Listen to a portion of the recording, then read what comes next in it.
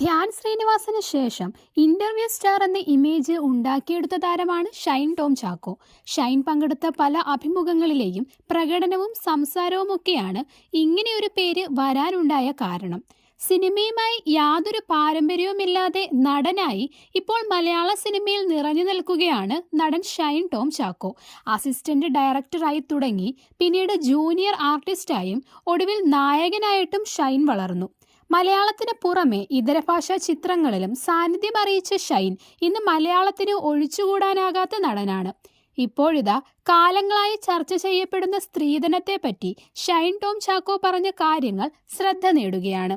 സ്ത്രീധനം തെറ്റാണെങ്കിൽ വിവാഹം വേർപെടുത്തുമ്പോൾ ഭാര്യയ്ക്ക് കൊടുക്കുന്ന ജീവനാംശവും തെറ്റാണെന്ന് ഷൈൻ പറയുന്നു. ജീവനാംശവും സ്ത്രീധനം പോലത്തെ സംവിധാനം അല്ലേ എന്നും ഷൈൻ ചോദിക്കുന്നു. വിവേകാനന്ദൻ വൈറലാണ് എന്ന ചിത്രത്തിന്റെ പ്രമോഷനിടെ ഫിലിമി ബീറ്റിനോടായിരുന്നു നടന്റെ പ്രതികരണം. സ്ത്രീധനം ഇഷ്ടമുള്ളവർ കൊടുക്കുക, ഇഷ്ടമില്ലാത്തവർ കൊടുക്കാതിരിക്കുക. ഡിവോഴ്സിന്റെ സമയത്ത് ഭാര്യമാർക്ക് ജീവനാംശം കൊടുക്കുന്നത് എന്തിനാ? അതും സ്ത്രീധനം പോലത്തെ ഒരു കാര്യമല്ലേ? കല്യാണ സമയത്ത് ഭർത്താവിന് കൊടുക്കുന്നു, ഡിവോഴ്സിന്റെ സമയത്ത് തിരിച്ചു കൊടുക്കുന്നു. ജീവനാംശം കോടതി തീരുമാനിക്കുന്നു. എന്തിനാണ് വിവാഹം വേർപിരിയുമ്പോൾ ഭാര്യയ്ക്ക് കാശു കൊടുക്കുന്നത്? അതല്ലേ വിവാഹത്തിന് മുന്നേയും കൊടുക്കുന്നത്? ഇക്വാലിറ്റി എന്നത് എല്ലായിടത്തും ഒരുപോലെ ആയിരിക്കണ്ടേ എന്നും അദ്ദേഹം പറയുന്നു. ഞാനും ഡിവോഴ്സിന്റെ സമയത്ത് കാശു കൊടുത്തിട്ടുണ്ട്. രണ്ടുപേരും തുല്യരല്ലേ? ഒരാൾ പിരിയുന്നു, എന്തിനൊരാൾക്ക് കാശു കൊടുക്കണം? തന്നെ കെട്ടാൻ ഒരാൾ എന്തിനു കാശു കൊടുക്കണം? ചിലർ പറയും ഞങ്ങളുടെ മകൾക്ക് കൊടുക്കുന്നതാണ് സ്ത്രീധനമെന്ന്. ചിലർ പറയും ചോദിച്ചു വാങ്ങുന്നതാണെന്ന്. ജീവനാംശവും കൊടുക്കാൻ പാടില്ല. ഹൃതിക് റോഷനും ഭാര്യയും വേർപിരിഞ്ഞപ്പോൾ കോടികൾ ഭാര്യയ്ക്ക് കൊടുത്തില്ലേ? അപ്പോൾ അതെന്താണ് സംഭവമെന്നാണ് ഷൈൻ പറയുന്നത്.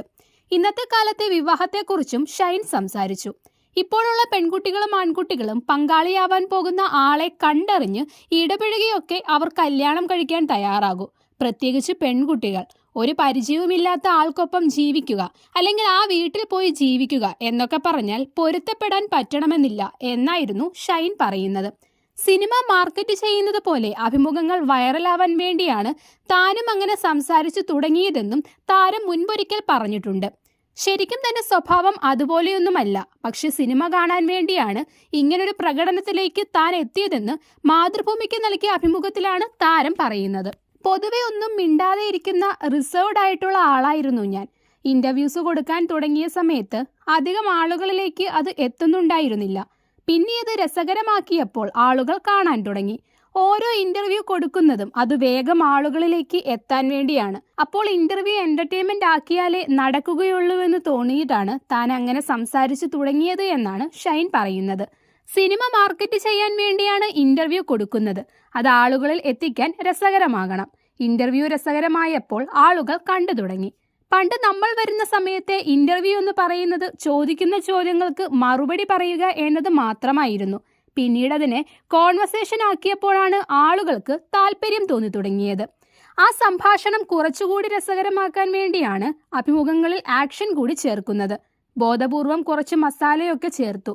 ഇത്രയധികം അഭിമുഖങ്ങൾ കൊടുക്കുമ്പോൾ വളരെ അച്ചടക്കത്തോടെ ഇരുന്ന് സംസാരിക്കുന്നത് കാണുമ്പോൾ ആളുകൾക്ക് ബോറടിക്കും. അതുകൊണ്ടാണ് അങ്ങനൊരു മാറ്റം വരുത്തിയത്. പിന്നെ അഭിമുഖം എടുക്കാൻ വരുന്ന കുട്ടികളും ഒരു ചിറ്റ്ചാറ്റ് ഷോ പോലെയാണ് ഉദ്ദേശിക്കുന്നത്, അല്ലാതെ അഭിമുഖമായിട്ടല്ല. ഇപ്പോൾ എന്നെ കാണുന്ന പലരും ഇന്റർവ്യൂ ഒക്കെ കാണാറുണ്ട്. അത് നല്ല രസമാണെന്നാണ് പറയുന്നത്. ഇതോടെ ഇന്റർവ്യൂ മാത്രമല്ല പടങ്ങളും ഇടയ്ക്ക് കാണണമെന്നാണ് താൻ അവരോട് പറയുന്നത് എന്നും താരം പറയുന്നു.